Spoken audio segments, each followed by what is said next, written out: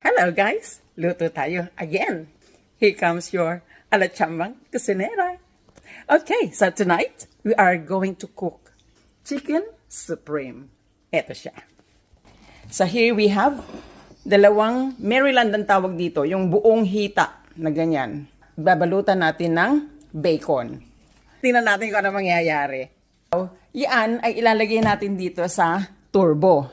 Diyan ko siya lulutuin. Tapos, gagawa ako ng sauce, which is composed of, ayan, may thickened cream siya. Tapos, onion and garlic. Lalagyan ko ng gulay. Meron pa akong ihahalo dito na broccoli. Yan, na nasa freezer. Tapos, lalagyan din natin ng mushroom kasi si hubby loves mushroom. So, yan ang gagawin natin.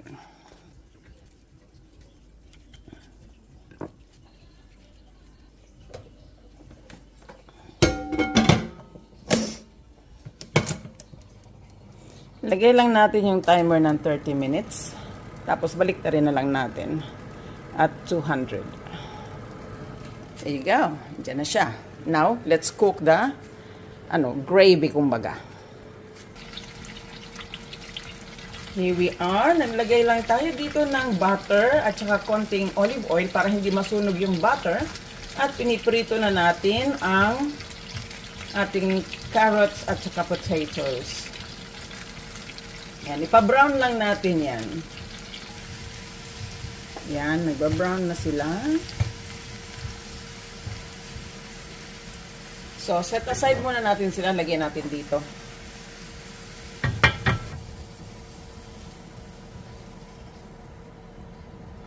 Okay. Now, let's put in onion and garlic.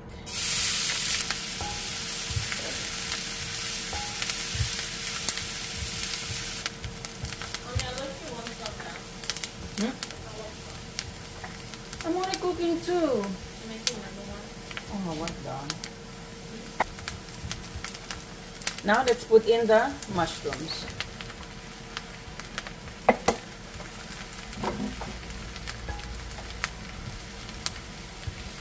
Panira ang anak ko.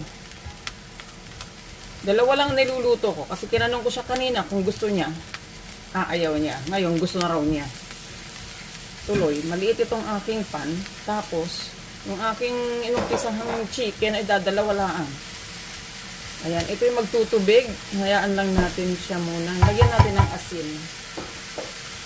Para ma-draw yung kanyang water.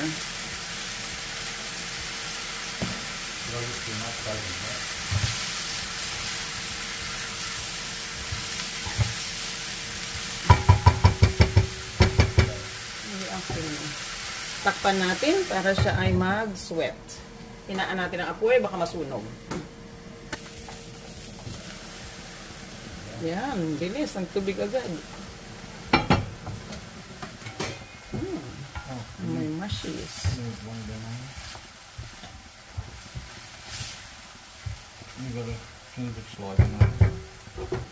Yung ating thickened cream. Let's put maybe half of this and then half fresh milk.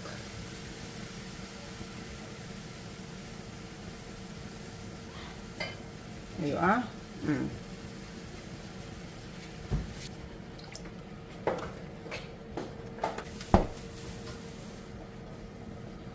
Okidoki. Ngayon, kung palalaputin natin to, lalagyan ko na lang siya ng cornstarch. Diluted cornstarch in water. Okidoki. Ngayon, ilagay natin ito para tuluyan na siyang maluto.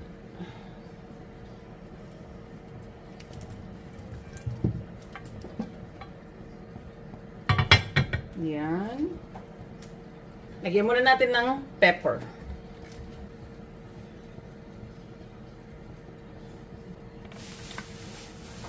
Naisip ko lang. Lagyan na rin natin ng mixed herbs.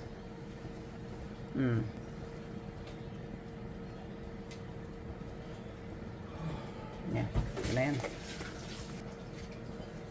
Hintayin natin siyang kumulo.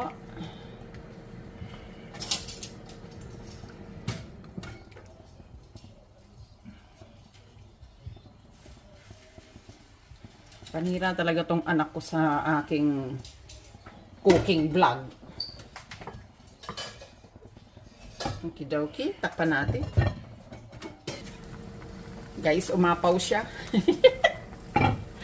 Uy, medyo natakot ng very, very light. Babaan pa natin ng ano, apoy. Yan. Ngayon, kumulo na, lagyan natin tong frozen ano, gulay.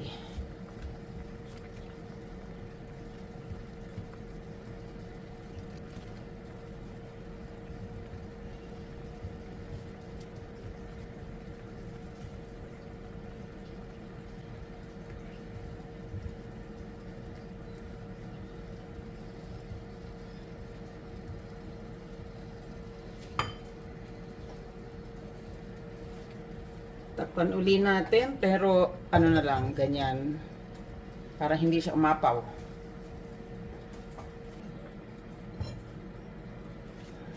Okay. Lagyan natin siya ng chicken cube. Kalahati lang siguro.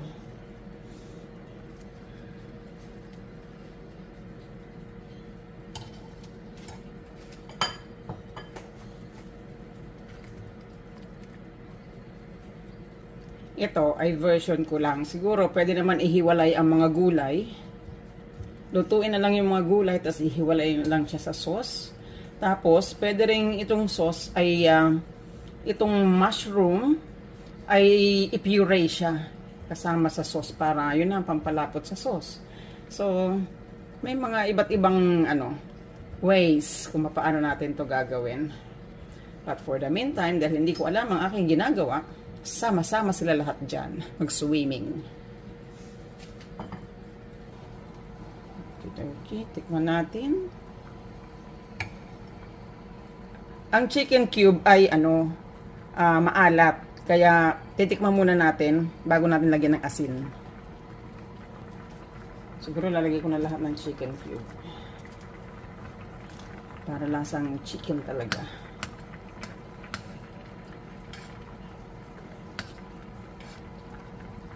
Tikman natin.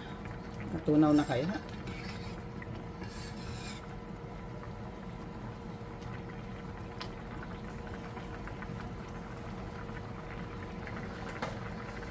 Lagyan natin ng konting honey. Konting tamis. Konting honey pambalanse. Isang kutsarita.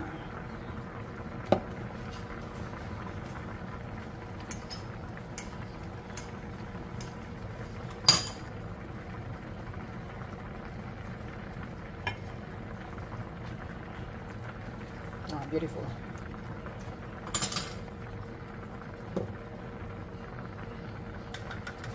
Gawa tayo ng konting pampalapot.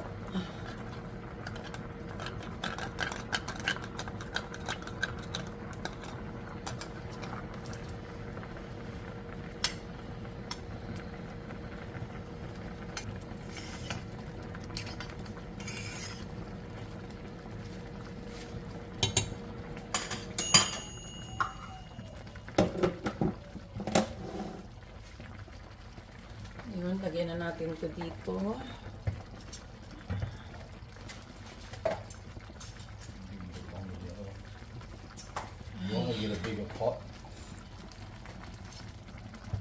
No, it'll fit. It's just here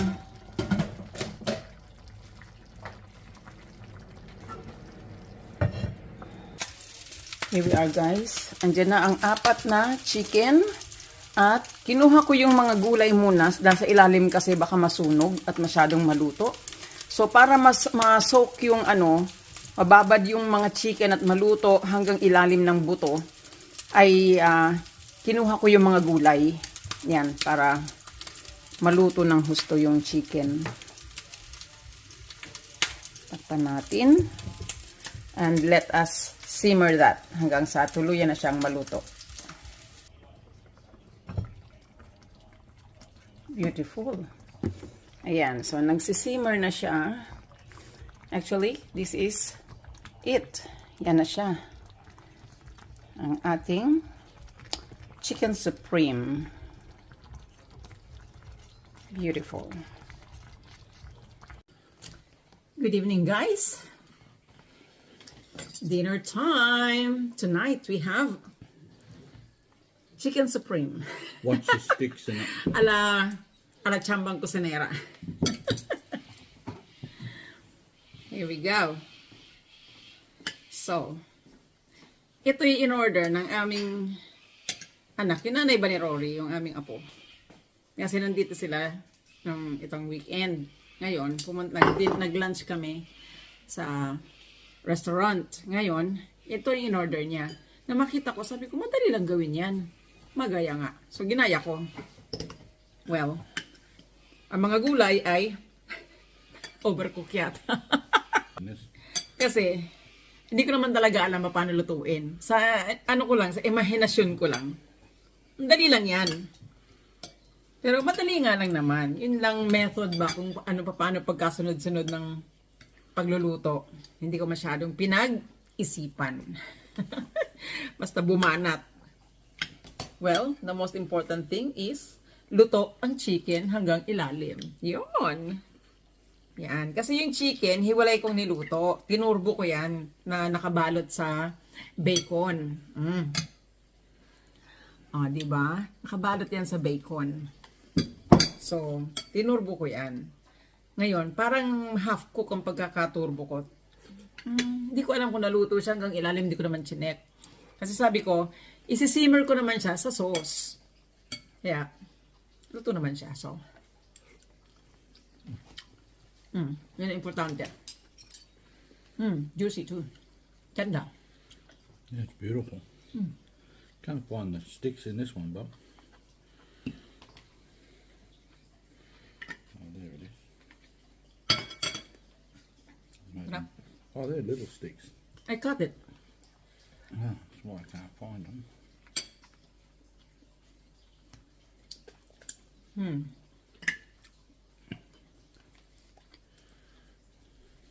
Sarap.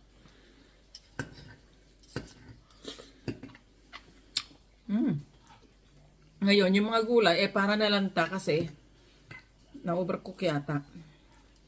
Dapat pala, hiniwalay ko na lang ng pagluluto yung mga ganito doon sa sauce. Yung mga gulay doon sa sauce. Tapos, kapag plinate ko, lalagay ko na lang yung sauce na gano'n ibubuhos, diba? Anyway. Masarap pa rin naman at yun ang importante. Luto siya at masarap. How is it, honey? Beautiful. Diba? So tender. Pag sinabing tender, malambot.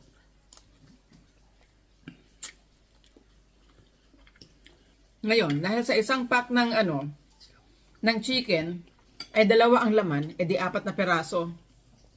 Nung nag-decide ang anak ko na ito na rin ang kanyang kakainin,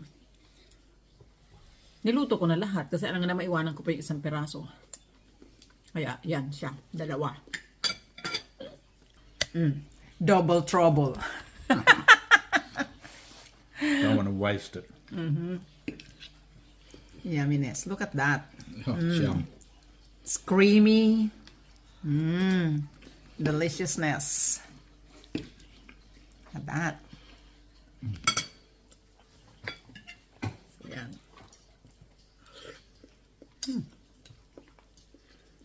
Ngayon, hindi na kami nag-rice kasi may potatoes naman. At saka, wala akong bahaw. Hindi ako nagsaing. Init. Nalamog nga, pati yung ano ini, broccoli.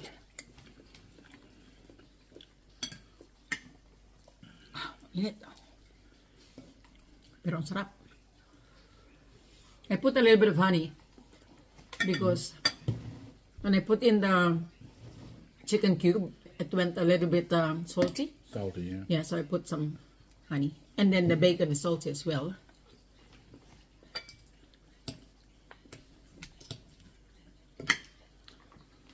Fiona!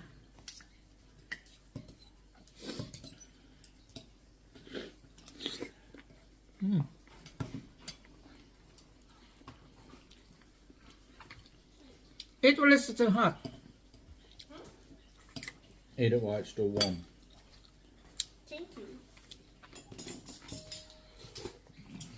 I don't mind putting a little bit of sweet chili sauce as well in this, so there's a little bit of a And then it'll go well in it. kick.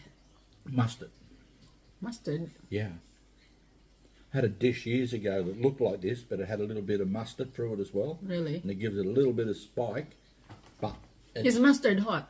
yeah, Oh, not as hot Okay. as chili. maybe next time I will Try, yeah. try that. And I will separate the veggies and make sure I cook the meat first before I start cooking the sauce. Yeah. Para hindi malamog yung mga gulay. Yummy. Sarap.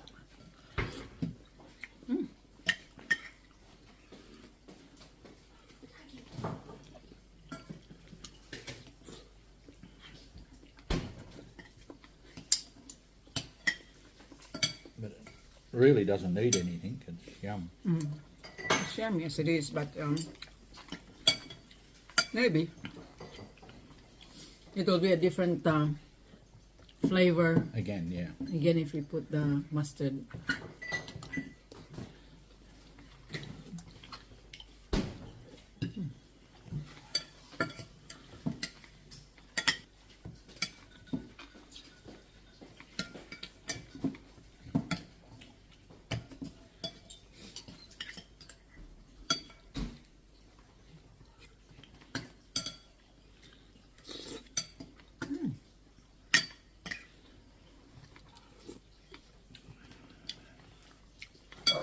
Sarap din yung ito kung may pasta. Sige.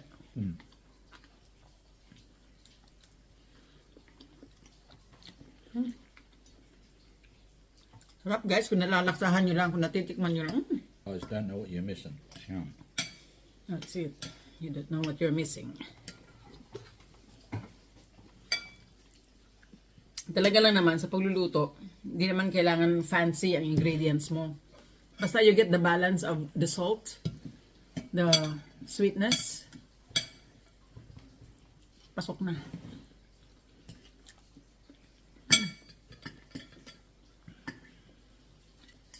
Para sa panlasa ko, medyo maalat pa rin siya. Hindi kasi ako mahilig sa maalat talaga. So lasang-lasa ko siya, nalalasahan ko. Pero sa kanya, swak.